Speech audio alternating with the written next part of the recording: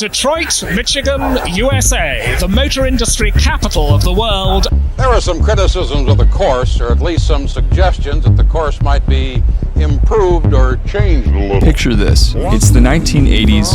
Sony's Walkman is brand new. The space shuttle is about to lift off, and Buick has just made the world's quickest car. Americans were not familiar with Formula One in the way that we are now. The 1980s were just different than it is today. NASCAR and Indy were the most popular racing series to watch, and the personal computer was just barely a thing from IBM. Or call your IBM rep. Detroit was set to be a great racetrack.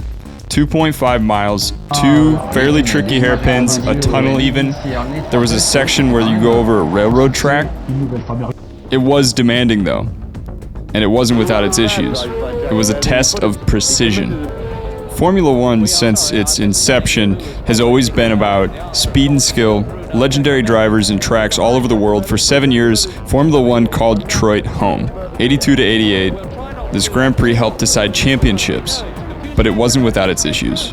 The outcome of the final race in 1988 did not bode well for the future of F1. At least in the States, with the races to come within the next decade, at least up until recently, Formula One just packed its bags and left. I might be exaggerating just a tad, but in recent years, Formula One has chosen a lot of different locations for Grand Prix on the calendar and all over the world. A Formula One racetrack in the United States can almost seemingly be anything and anywhere.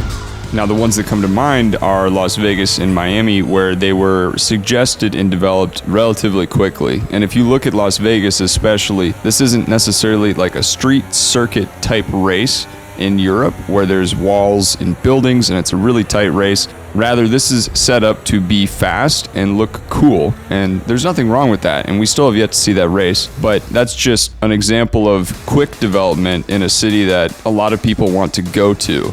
Part of how this gets done is it's a manufactured product for that city. Obviously, no matter what decade, the racetrack and Grand Prix does have to be set up to the standards of Formula One and the FIA. The only asterisk on that is the local municipality also has a say in what happens to that track. The other thing to consider is that back in the 80s, the cars were very different. We're going to be taking a look at the first race and the last race. First race in 82 had a lot of, well, maybe not a lot, but it had multiple organizational problems. There was an extra practice that was planned for Thursday, which was canceled. The first qualifying session on Friday had to be postponed, and that meant there was only time for a 1-hour practice session on Friday. Qualifying then took place on Saturday, and there were 2 sessions of 1 hour, which were both 4 hours apart. The second qualifying session was just wet, and what that meant is morning qualifying determined the grid. Alain Prost took pole for Renault, followed by Alfa Romeo with Andrea, and Keke Rosberg for Williams. Even though there were issues when the race began, it was a really good race. There were overtakes, people were spinning, there were even retirements, and we're not used to this today, but there were multiple lead changes. Alain Prost led for most of the race, but he did get a puncture on lap 46, so he had to pit. When he rejoined, he was in 4th behind John Watson. Watson started from 17th on the grid, and he made an impressive charge up through the field. He's going to do it to the Ferrari. 3 of them passed by John Watson in 1 lap. This is lap 33. And there you see it.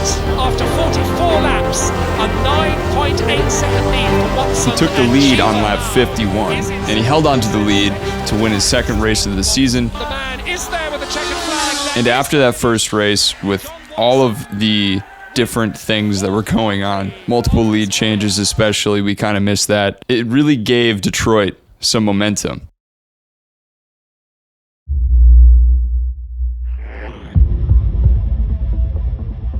The Brazilian's mastery of the circuit gave him 3 iconic victories out of 6 attempts. So he's basically the GOAT here. The legend claimed his first ever pole and victory in 86 for Lotus after overcoming a tire puncture really early on in the race. And he did well again in 87 for Lotus and in 88 for McLaren, both times beating Alain Prost. Senna's exceptional car control and ability to exploit every single inch of space left by his rivals was pretty crazy. For those of you who don't know about Ayrton Senna, there's a story where Ayrton clipped the wall.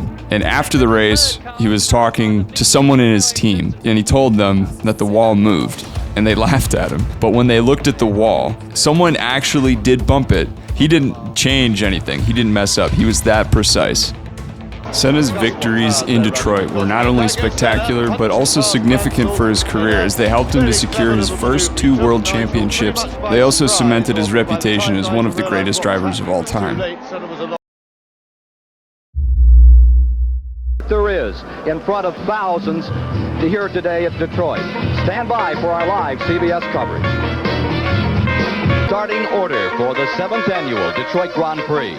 The pole for the 6th time this year from Brazil, Ayrton Senna. Surprise here from Austria, the Ferrari driver, Gerhard Berger. 4th is Elaine Prost. In 1988, in Detroit, there were 61,000 fans present, at least. Ayrton Senna took the lead from the start while the Ferraris held 2nd and 3rd. Prost passed both the Ferraris very early on. However, there were several collisions. Nigel Mansell and Ricciardo faced engine failures, removing threats to the McLaren's dominance. Despite struggling with a faulty gearbox, Prost finished 2nd, nearly 40 seconds behind Senna. Senna led every single lap of the 63-lap Grand Prix, and Prost set the fastest lap. However, none of this really mattered because this was the last year of the Detroit Grand Prix.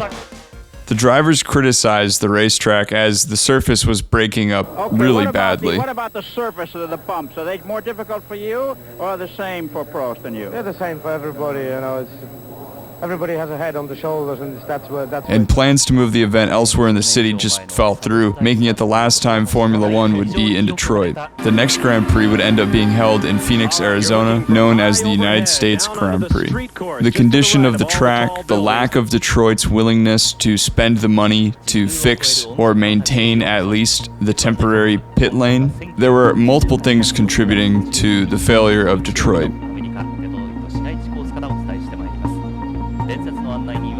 Today, Detroit doesn't echo with the sounds of Formula One. It does have a racing legacy, but in my mind, it all boils down to this. Detroit was a city that was struggling, and when Formula One needed it to change, it simply couldn't. Detroit is a good story and a good lesson. As Formula One becomes more popular in the United States again, it might just be a good thing to remember where we were before we try to figure out where we're going.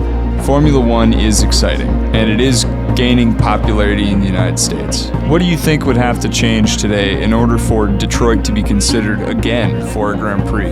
Is it even possible? Would we even want to see another Detroit Grand Prix? Let me know in the comments below, and if I missed anything, let me know as well. Thank you for watching or listening this far. This is my first video like this, so if you liked it, please share it with a friend. I'll see you in the next one.